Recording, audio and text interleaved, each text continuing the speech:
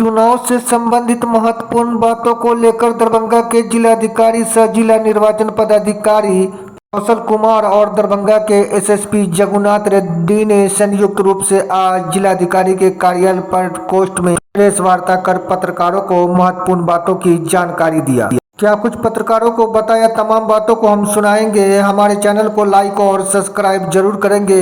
तो चुनाव को लेकर दरभंगा के डीएम और एसएसपी ने प्रेस वार्ता कर चुनाव से संबंधित कई महत्वपूर्ण बातों की जानकारी दिया।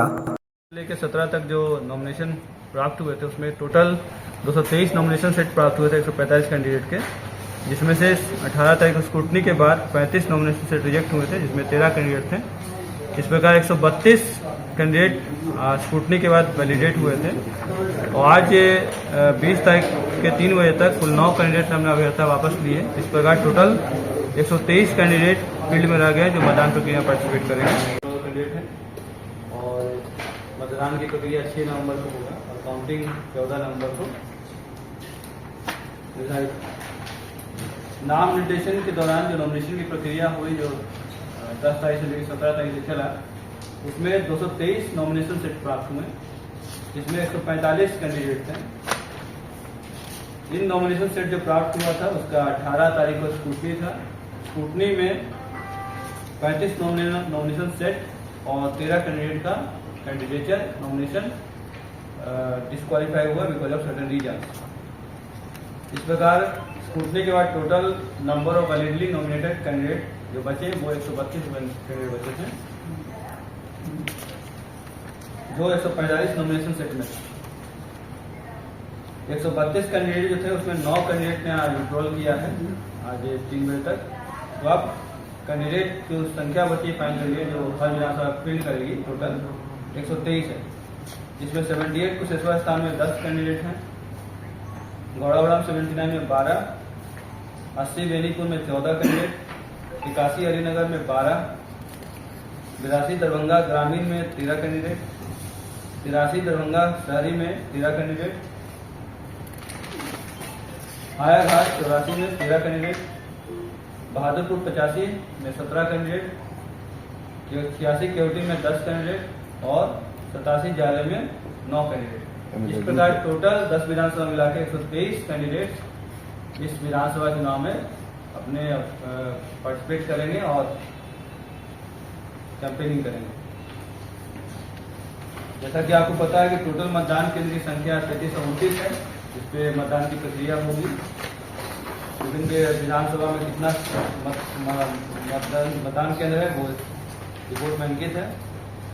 और 17 तारीख को हमारा जो वोटर लिस्ट फ्रीज हो गया था, तब मतदाताओं की संख्या 28,90,605 है, इसमें 15,23,142 पुरुष, 13,67,420 महिला और 43 थर्ड जेंडर है। इस प्रकार इस इलेक्शन में 28,90,605 लोग अपने मत का प्रयोग करेंगे। जो सर्विस वोटर्स होते हैं उनकी संख्या जो फ्रीज हो गई है फाइनल 2185 है, जो कि इनको ईटीपीवीएस जो इलेक्ट्रिकली ट्रांसमिटेड वोट होता है उसको ट्रांसमिट किया जाएगा। इसमें 2061 पुरुष हैं और 124 महिला है। इस प्रकार टोटल नॉर्मल मतदाता 28,90,605 और सर्विस सेवा मतदाता 2185 इस मतदान प्रक्रिया में चुनाव में पार्टिसिपेट करेंगे। 3329 पोलिंग स्टेशन है, वो कुल 1796 लोकेशन में है। दरभंगा शहरी में कोई जर्जर हो गया था वन, तो चेंज किया गया नया लोकेशन में, ये लोकेशन बढ़ा है। तो 3329 पोलिंग स्टेशन में 1796 लोकेशन है। और व्यय श्रवण के लिए जो टीम बनी हुई 30 flying squad, 35 static surveillance team, 14 assistant expenditure observer जो एक्सपेंडिचर ऑब्जर्वर को असिस्ट करते हैं, video surveillance team 20, video viewing team 10 और अकाउंटिंग टीम 10 और एक्साइज टीम 5 बनाए गए हैं ताकि अकाउंट एक्सपेंडिचर मॉनिटरिंग की जा सके और पूरे मतदान प्रक्रिया को सही तरीके से हो, विधि व्यवस्था संधारित रहे। उसके लिए सभी 3329 मतदान केंद्र को 359 सेक्टर में बांटा गया है ताकि सेक्टर मजिस्ट्रेट का दिन, हर सेक्टर जो है सेक्टर मजिस्ट्रेट और सेक्टर पुलिस मजिस्ट्रेट का दिन है ताकि मतदान के दिन वो विधि का संचालन करे और अन्य जो स्टैट्यूटरी वर्क इलेक्शन का उनके द्वारा कराया जा सके। मतदाता पर्ची का वितरण अभी शुरू हो गया है और सभी मतदाताओं तक वितरण हो रहा है, सभी बीएलओ से पता चला गया है और हम लोग इंश्योर करेंगे कि मतदाता पर्ची 100% सभी मतदाता जो अवेलेबल है उनके यहाँ पे मिल जाए। तो कुल मिला के ही हमारे जो का मुद्दा था। बाकी निरोधात्मक कार्रवाई संबंधित रिपोर्ट एसएसपी साहब इस बार आदर्श बूथ इस बार हम लोग करीब 50 पिंक बूथ बनाए, मैंने महिला बूथ बनाए हैं जिसमें सारे पोलिंग पार्टी महिला रहेंगी। कुछ यूथ मैनेज भी बूथ रहेंगे, कुछ पीडब्ल्यूडी मैनेज भी रहेंगे और जो भी महिला बूथ है वो आदर्श बूथ है। कई प्रखंडों में सर बाढ़ का भी स्थिति है, पानी है, तो ऐसे इलाके में कैसे मतदान? अभी मैंने समीक्षा किया था तो उसमें 79 गौड़ाग्राम में 9 मतदान केंद्र और 78 कुशेश्वर में 6 मतदान केंद्र की सूचना है, जहाँ पे पानी क्योंकि फ्लड आया था अक्टूबर के फर्स्ट वीक में, तो पानी आ गया था। वैसे बहुत सारे मतदान केंद्र फ्लडेड हो गए थे, जमीन पानी रिसीव कर गया, लेकिन ये 15 मतदान केंद्र आज की स्थिति में जहाँ पे समस्या है, तो वहाँ पे 9 की व्यवस्था करके हम लोग मतदान दल और ईवीएम को पहुंचाए। 9 कुशेश्वर में 6, लेकिन संभावना है कि अगले 10 दिनों में पुनः कुछ और भी पानी रिसीव होगा, तो कुछ मतदान के इस 15 में सहायक हो सकता है, कुछ हम लोग रोड टैक्स विधानसभा से जो राजद के उम्मीदवार है उसके लिए पार्टी ने लेटर जारी किया है। ये आरोप देख रहे हैं, ये आरोप का डिस्कशन है, आरोप का डिस्कशन। तो अभी आपने सवाल की सर इस मंडल है उनका एक वीडियो वायरल हो रहा है जिसमें वो किसी मंदिर में गए हैं और पूजा के बाद जो है वो पैसा दे उसके हम लोग जांच करवा रहे हैं, जांच उपरांत सही पाया जाए तब उसे कर रहे हैं। एक बात है कि जिस तरह अभी जो सिंबल देंगे हैं तो किस तरह से गौड़ाग्राम में सिंबल की बात कर रहे हैं, प्रत्याशी भी और वीआईपी के भी प्रत्याशी, वैसे स्थिति में उन लोग का सिंबल क्या है? जो पार्टी ने अपना उनको खड़ा किया, इस पार्टी से खड़ा होकर सिंबल रखेगा। तो क्या महागठबंधन दोनों प्रत्याशी ये सारी प्रक्रिया जो है ये आरओ का टीम होता है, RO has to take decision और आरओ अपना आरओ हैंडबुक गाइडलाइंस के अनुसार डिसीजन करेगा। कब तक ये क्लियर हो पाएगा सर?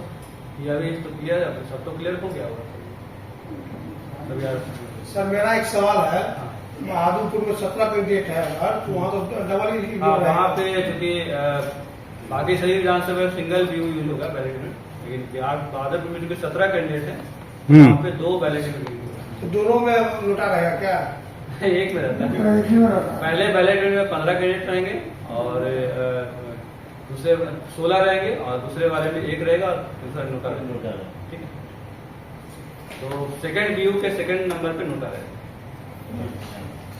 होता है कि मतदान केंद्र पे ईवीएम या तो बैटरी डाउन या कोई ऐसा समस्या आ जाता है, ऑपरेट नहीं हो पाता है, तो ऐसे में क्या व्यवस्था होगी जो ईवीएम तुरंत ईवीएम की ट्रेनिंग सभी प्रिसाइडिंग अफसर और सेक्टर मजिस्ट्रेट को कम से कम 3 बार दिया गया है।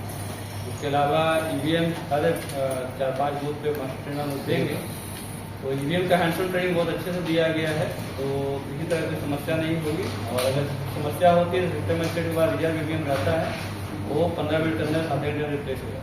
कंट्रोल रूम भी बनाया गया क्या कुछ? हाँ, कंट्रोल रूम भी बनेगा। 100% मतदान केंद्र में वेबकास्टिंग होगा, तो वेबकास्टिंग का फीड जो मतदान केंद्र से आएगा वो उस फीड को जिला स्तर पे भी लोग दे सकते हैं, सीओ ऑफिस में भी रहेगा और सीआई ऑफिस में भी फीड जाएगा। सीसीटीवी मतदान केंद्र का वेबकास्टिंग होगा, सीसीटीवी का भी सभी मतदान केंद्र पे व्यवस्था रहेगा? वेबकास्टिंग में सीसीटीवी होगा। सर एक आम धारणा अभी जो होगा वो लाइव होगा, यस, वही तो वेबकास्टिंग, टोटल वोटिंग, यस। और वो जो पर्ची निकलती है वैसा नहीं है। कैमरा का ओरिएंटेशन इस तरह रहेगा कि वीवीपैट पे फोकस नहीं रहेगा, केवल मतदान के क्यू में कितने लोग कैसे खड़े हैं और मतदान के रूम में पोलिंग एजेंट पोलिंग पार्टी कैसे बैठे हैं वो इसका कैमरा का फोकस किसी भी तरीके से ईवीएम में व्यू और वीवीपैट में नहीं है। नकाब जैसी जो बात आम धारणा में फैल जाती है कि लोग कमरे में रहते हैं मान लीजिए, तो मोस्टली क्या होता है कि नहीं होने के चक्कर में वो लोग ये तो हम लोग तो वैसे मतदाता के लिए क्या किया गया है? ये तो पहले से ही प्रावधान था कि हर ऐसे मतदान केंद्र पे महिलाओं को पहचान के लिए एक महिला कर्मी को रिक्रूट हम लोग करते हैं। ये कोई नया प्रावधान नहीं, ये हम 2014 में यहाँ पे जब वीडियो थे इलेक्शन करा रहे थे उसमें भी हमने करवाया। तो हर मतदान केंद्र पे ऐसे महिलाओं को पहचान के लिए एक महिला शिविका या सहायता लगाया। सर मतदान के लिए जो मतदान पदाधिकारी होते हैं या मतदान कर्मी होते हैं तो वो लोग चुनाव में अपने कार्य में लगे रहते हैं, तो ऐसे लोगों के लिए क्या मतदान की व्यवस्था होगी? ये सभी का ट्रेनिंग 22 से लेकर 26 तारीख तक 3 ट्रेनिंग सेंटर में शुरू होगा। जिन्होंने भी फॉर्म 12 में अप्लाई किया है पोस्टल बैलेट के लिए, उनको सेकेंड ट्रेनिंग के दौरान पोस्टल बैलेट खुल जाएगी।